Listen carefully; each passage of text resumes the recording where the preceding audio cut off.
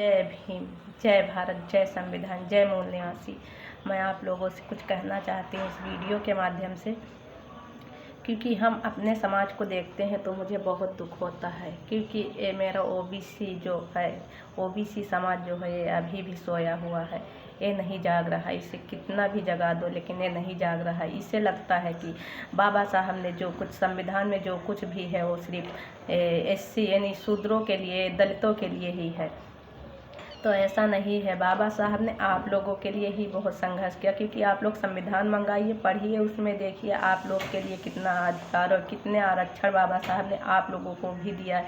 और जो लोग कहते हैं कि ये जो है दलित आरक्षण पर नौकरी लेते, आरक्षण खा रहे हैं, तो अरे मनुवादियों, आप लोग भी तो आरक्षण खाते आ रहे हो और खाते हो। अभी भी आप लोग आरक्षण खाते हैं। ऐसा नहीं कि आरक्षण नहीं है आपका। आप लोग जो हम लोग तो 85% आरक्षण में तो हम लोग 85% लोग खाते हैं। आप लोग 15%, तो आप 3 लोग खाते हो। वो नहीं जानते हो कि आप लोग नहीं खाते हो आरक्षण। और आप लोग कितने दिन से आरक्षण खाते आ रहे हो। हम लोग तो जब संविधान लागू हुआ तभी से आरक्षण ले रहे हैं। और कहना है कि अगर आरक्षण की बात है तो आप लोग जाति ख़त्म कर दो, हम लोग आरक्षण ख़त्म कर देंगे। क्यों जाति देश में बनाए हो? आप लोगों ने ही तो लागू किया था जाति, कहाँ जाति थी? इसलिए कहना है, मैं अपने ओबीसी भाइयों से कहना चाहती हूँ, प्लीज़ भाई आप लोग जागिए और अपने घर की महिलाओं को भी जगाइए। क्योंकि ये मेरी जो महिला समाज है, इन्हीं की वजह से देश में अंधविश्वास अभी फैला हुआ है। क्योंकि अंधविश्वास से महिलाएं ही फैलाती हैं, इनको नहीं ज्ञान आता। इन्हें तो लगता है कि सिर्फ जो कुछ भी मुझे मिला है, ये सिर्फ मुझे भगवान विष्णु, राम, कृष्ण और जो ये दशाथ दुर्गा, काली, इन लोगों ने दिया। अरे ज़रा इनका इतिहास तो देखिए, कौन थी राम, कौन थे, कृष्ण कौन थे, कैसे थे, और शंकर कौन थे, कैसे थे, विष्णु कैसे थे। अरे इनका इतिहास पढ़िए, कौन थे, कहाँ से आए। तो आप लोग घर में रखिए, पूजिए इनको। हम नहीं कहते कि नहीं, लेकिन पहले अपना इतिहास जान लीजिए कि ये भगवान है कि कौन है। इसलिए मैं कहना चाहती हूँ अपनी ओबीसी समाज से, अपनी महिलाओं से कि मेरी बहनों सुधर जाओ, संभल जाओ। क्योंकि उस समय याद को जब मनु का विधान चलता था, मनुस्मृति लागू थी, तो आप लोगों की क्या औकात थी? हम लोग पैर की जूती ही समझी जाती थी, क्योंकि इससे ऊपर कुछ नहीं था। हम लोग सिर्फ दासी ही थे। क्योंकि पहले ना पति के जायदाद में हिस्सा था, कहीं नहीं मेरा हिस्सा लगता। सिर्फ पति हम लोगों के साथ खिलवाड़ करते और मतलब जैसे कि चप्पल टूट जाती है तो उसे फेंक देते, तो हम लोगों को भी पत्ती इस्तेमाल करके छोड़ देते थे। कोई अधिकार कोई का नहीं था, सम्मान। ये तो हमें बाबा साहब ने इज्जत से जीने का अधिकार दिया। क्योंकि हम लोग दासी थे, यानी कि नौकरानी हम लोग थे पतियों की। और बाबा साहब ने संविधान में हम लोगों को पतियों के सिर पर ताज बना दिया। क्योंकि हम लोग ताज हैं। आज पति के जायदाद में हिस्सा ले सकते हैं, लड़का ले सकते हैं, यहाँ से कोर्ट तक सब कुछ। लेकिन पहले ऐसा नहीं था। पहले लड़कियों का हिस्सा बाप के जायदाद में नहीं लगता था। ये बाबा साहब का संविधान है लड़कियों कि आप लोग बाप के जायदाद में हिस्सा लगवा सकती हो।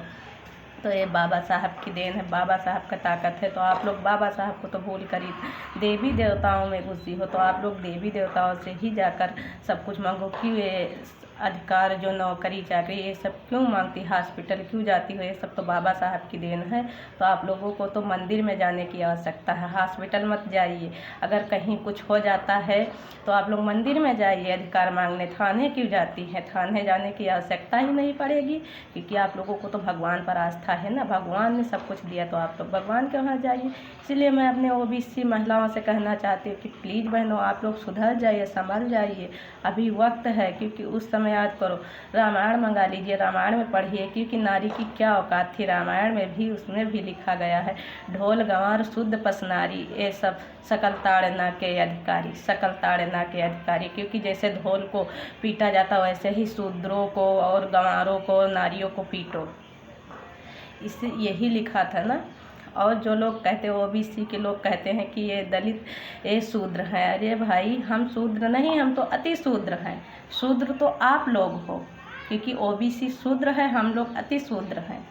तो पहले आप लोग अपनी ज़ुबान सुधारिए। और जो नीच कहते हैं तो अपनी ज़ुबान संभाल कर बोलिए। क्योंकि आप लोग नीच, हम लोग नीच नहीं है। शूद्र तो आप लोग हो, हम लोग अति शूद्र हैं। इसीलिए कहना चाहती कि आप लोग अपना भी अधिकार देखिए संविधान में कि आप क्या थे। क्योंकि पहले जब मनु का विधान चलता था तो ब्राह्मण देवता ने 4 वर्ण बनाए थे। उसमें लिखा था ब्राह्मण, क्षत्रिय, वैश्य, शूद्र। तो ब्राह्मण हो गया, क्षत्रिय जो ठाकुर राजपूत है क्षत्रिय हो गए, और वैश्य जो व्यापार करता बनिया ये वैश्य हो गया। बाकी 85-90% ये तो शूद्रों में ही तो आते हो। तो शूद्र तो सब हुए, क्या हम ही लोग नहीं शूद्र हुए? आप लोग तो भी शूद्र हुए। तो आप लोग पहले अपनी ज़ुबान सुधारिए। जो तरह तरह से हम लोगों को मतलब अपमानित करते हो ना, तो आप लोग अपनी ज़ुबान पहले सुधारिए और देखिए संविधान में कि हम लोग भी शूद्र हैं, हम लोग कोई का नहीं हैं। इसीलिए मैं खास करके ओबीसी के समाज से कहना चाहती हूँ कि अभी भी इनको लगता है कि ये सबसे नीच है, दलित है। अरे आप लोग भी नीच हो, आप लोग कहीं ऊँच नहीं हो। क्योंकि अगर मनु का विधान देखा जाए तो वर्ण के हिसाब से आप लोग भी तो शूद्र हो। तो आप लोग इतना मत इतराइए कि हम आसमान पे हैं। आप लोग भी ज़मीन पे ही रहते हैं, लेकिन बाबा साहब ने आप लोगों को भी आसमान में उड़ा दिया, हम लोगों को भी आसमान तक पहुंचा दिया। इसीलिए हम लोग तो बाबा साहब के कर्जदार हैं, क्योंकि हमारे लिए बाबा साहब ने बहुत संघर्ष किया, बहुत कुर्बानी दी। माता रमाबाई ने अपने 4 बच्चे कुर्बान कर दिए हमको अधिकार दिलाने में। अपनी प्राण से प्यारी बेटी इंदू को खो दिया। क्योंकि जब माता रमाबाई का त्याग सुनते हैं ना, तो हमारे आंखों से आंसू नहीं रुकते। क्योंकि हमारी माता रमाबाई ने बहुत त्याग हम लोगों के लिए दिया, बहुत बलिदान दिया। कोई माँ ऐसी पैदा नहीं हो सकती कि दूसरों के लिए अपने बच्चे कुर्बान कर दे, लेकिन माता रमाबाई ने बहुत त्याग दिया। हमारे लिए अपने 4 बच्चे कुर्बान कर दिए। बाबा साहब ने हमारे लिए अपने 4 बच्चे कुर्बान कर दिए।